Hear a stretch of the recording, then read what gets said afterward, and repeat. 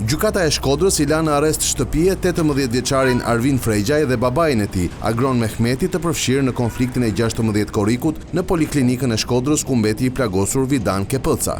Në seancën gjyqësore të kryesuar nga gjyqtarja Arta Lazani, organi akuzës i përfaqësuar nga prokurori Ndriçim Halilaj kërkoi zbutje të masës për të riun që sapo ka mbushur 18 vjeç për shkak të problemeve shëndetësore që ai ka. Si provë është paraqitur kartela mjekësore e tij, ndërkohë që në seancë babë bir kanë shfaqur pendes për ngjarjen. Ata kanë deklaruar se konflikti ka ardhur në kushtet e një përplasjeje të çastit dhe gjak nxehtësisë, pasi nuk kanë patur më herët asnjë njohje me të plagosurin. Duke qenë se i riu ka probleme shëndetësore, avokati mbrojtës Bruno Pepa kërkoi të njëjtën masë edhe për babain, që të kujdeset për të. Nga hetimet paraprake, sipas mbrojtjes, nuk është provuar se i riu ka pasur thik gjatë konfliktit.